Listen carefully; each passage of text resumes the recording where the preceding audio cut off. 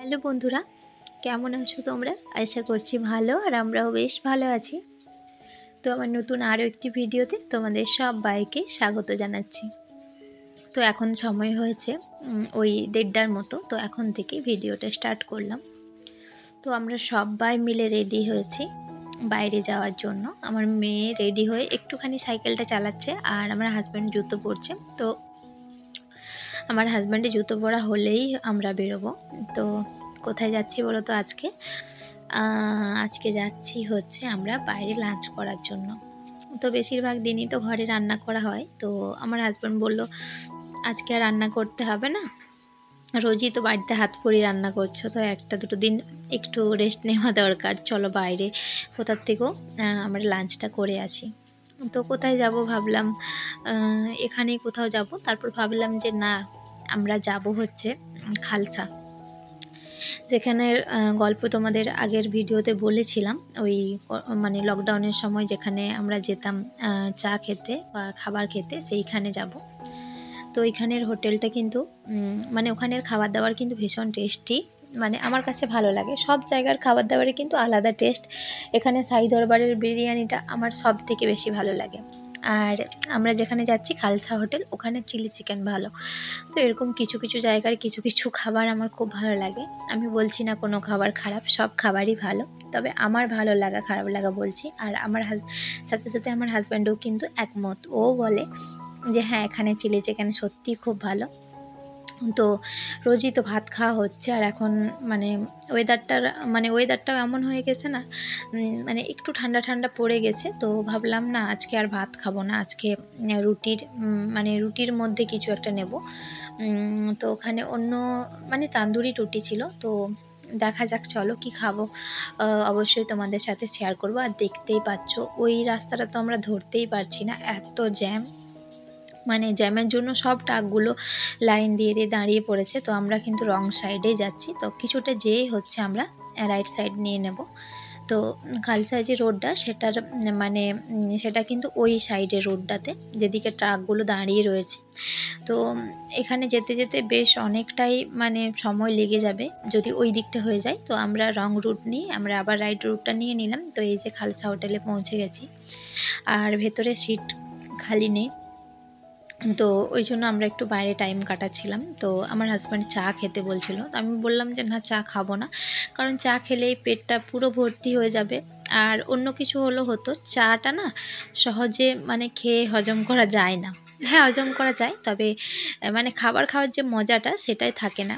কিন্তু এতটাই ভিড় ছিল, আর একটাও সিট খালি ছিল না বলে কি করব, ভাবলাম যে না, বাধ্য হয়ে একটুখানি চা খেয়ে নিই। তবে এই যে চা নিয়ে নিলাম, আর পুরো 1 ঘটি চা। সত্যি আমার ভাই ফোন করেছিল, ভাই বলল কি খাচ্ছিস, বললাম 1 ঘটি চা খাচ্ছি, মানে 1 কাপের থেকেও অনেকটা বেশি খেয়ে নিলাম। আর তবে চাটা খেয়ে খুব একটা প্রবলেম হয়নি। আর আমরা এই যে এখানে দাঁড়িয়েছিলাম, আর এই যে আমার মেয়ে পাপার আদর খাচ্ছে।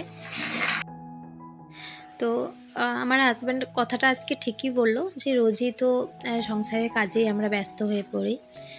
মানে আমরা মেয়েরা বলছি, তো রান্নাবান্না থাকে, বাড়ির আরও যা যা কাজকর্ম সব কিছুই কিন্তু থাকে। আবার দেখা যায় যেদিন রান্নাবান্না তাড়াতাড়ি হয়ে যায়, সেদিন দেখবে ঘরের অন্য কোনো না কোনো কাজ থেকেই যায়। তো সেই জন্য আমার হাজব্যান্ড বলল যে নিজেদেরকেও একটুখানি মানে সময় দেওয়া দরকার। আর এই যে আমার হাজব্যান্ড বলল যে তোমার যেটা পছন্দ সেটাই অর্ডার করো। তো যেহেতু এখন দুপুরবেলা, তো অন্য কিছু আংবাং খাবো না, একদম সাধারণ খাবার দাবার খাবো। আর এই যে স্যালাড চলে এসেছে, আর খাবারও চলে আসলো, এই যে সার্ভ করছি। তো ওটাই নিয়েছি, তান্দুরি রুটি আর চিলি চিকেন। আর আমার হাজব্যান্ড নিয়েছে হচ্ছে ফ্রাই, যেটা তান্দুরি যেটা ঘিয়ে ফ্রাই থাকে ওইটা। আর আমি কিন্তু নর্মালটাই নিয়েছি। এমনিতে না এগুলো প্রচণ্ড হার্ড হয়। তো এই রুটিটা যে আমার খুব একটা ভালো লাগে তা না, কিন্তু চিলি চিকেনের সাথে আর কি খাবো সেই ভেবে নিলাম। তো অন্য আদার্স কিচ্ছু নিইনি। আমার হাজব্যান্ড বলল মিক্সড ফ্রাইড রাইস নিয়ে নাও। তো আমি বললাম যে না, নেব না, কারণ মানে প্রচণ্ড হেভি হয়ে যাবে। তো সেই জন্য নিলাম না। মানে একটা আধটা দিন একটু আধটু হালকা ফুলকা খাওয়াই ভালো, এমনিতেই তো বাইরের খাবার খাচ্ছি। তো সত্যি কথা বলতে আমার মেয়েকে একটুখানি কুকারে ডাল, তারপর হচ্ছে পেঁপে কুমড়ো, চাল, মানে ডাল চাল একটু সবজি দিয়ে সেদ্ধ ভাত খাইয়ে নিয়ে এসেছিলাম। তো কারণ যেহেতু বাচ্চা, তো ঘরে যদি একটু পেটটা ভরে খেয়ে আসে তাহলে এখানে যদি অল্প করেও খায় তাহলেও কোনো প্রবলেম নেই।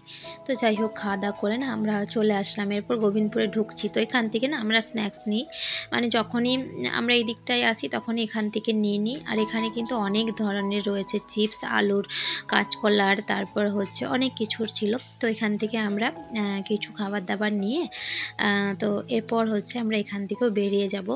আর ওই রোডটাতে যে জ্যামটা ছিল না, সেটা কিন্তু এখনও কমেনি। এখন সময় কিন্তু অনেকটাই পেরিয়ে গেছে, এখন এই 3টের মতো বাজে। তো ভাবলাম বাড়ি গিয়ে একটুখানি শুয়ে রেস্ট নেব। তো সেই জন্যই তাড়াতাড়ি বেরিয়ে গেলাম, আর অন্য কোনো দিকে ঘোরাঘুরি করলাম না। তো এখান থেকেও ওই কিছু স্ন্যাক্স নেওয়ার জন্য দাঁড়িয়েছিলাম। তো ফাইনালি বাড়িতে পৌঁছে গিয়েছে, আর বাড়িতে পৌঁছে একটুখানি রেস্ট নিচ্ছিলাম।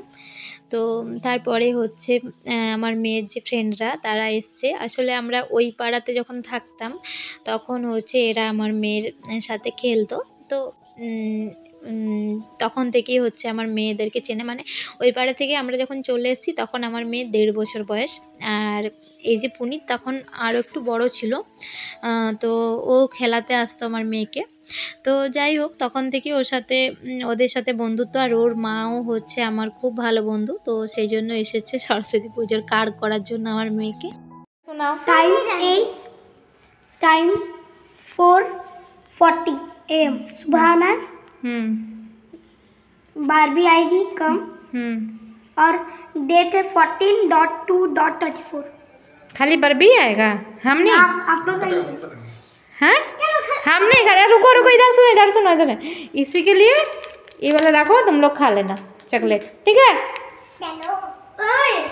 ওরা বাচ্চা যেহেতু, তো সেই জন্য নিজেরাই হয়তো প্যান্ডেল করবে ছোট করে, জানি না আমি ঠিক। বললো আমাদের বাড়িতে সরস্বতী পুজো আছে, তো সেই জন্য বারবিকে নিমন্ত্রণ করতে এসেছি। তো যাই হোক, ওরা একটুখানি খেলেও নিচ্ছিল। তো এখন সন্ধ্যের টাইম, আর এখন কিছু খেতে ইচ্ছে করছে। তো কি বানাবো ভাবলাম, বানিয়ে নিই হচ্ছে পপকর্ন। তো বাড়িতে এনে রাখাও ছিল, আর যেহেতু হাজব্যান্ড বাড়িতে আছে তো কিছু না কিছু তো বানাতেই হতো। তো এটাতে মানে বানানোর কোনো ঝামেলা নেই, ছটপট বানানো হয়ে যাবে। তো সেই জন্য এটাই বানিয়ে দিচ্ছি। তো সরস্বতী পুজোর কথা শুনলে না আমার ছোটোবেলার কথা মনে পড়ে যায়। ছোটোবেলায় কি করতাম, কি না করতাম, সবই বেশি স্মৃতি জড়িয়ে আছে ছোটোবেলাতেই। কারণ মানে উপোস দিতে, মানে ফার্স্ট উপোস দেওয়া সরস্বতী পুজোতেই, মানে অনেক কষ্ট হতো, উপোস দিতে পারতাম না, তবুও দিতে হবে, এরকম একটা ব্যাপার। তো যাই হোক, আর বেশি মানে দেরি নেই, আর 3-4 দিন পরেই সরস্বতী পুজো। তো কিভাবে কাটাবো সবটাই তোমাদের সাথে শেয়ার করব। আশা করব যে তোমরা আমার সাথেই থাকবে। তো চলো বন্ধুরা, আমার কিন্তু বানানো হয়ে গিয়েছে, এবার খাওয়ার পালা। তো চলো, ভিডিওটা আর বেশি বড় করলাম না, এখানে এন্ড করব। ততক্ষণ তোমরা সবাই ভালো থেকো, সুস্থ থেকো। দেখা হচ্ছে নেক্সট ব্লগে, ততক্ষণের জন্য টাটা।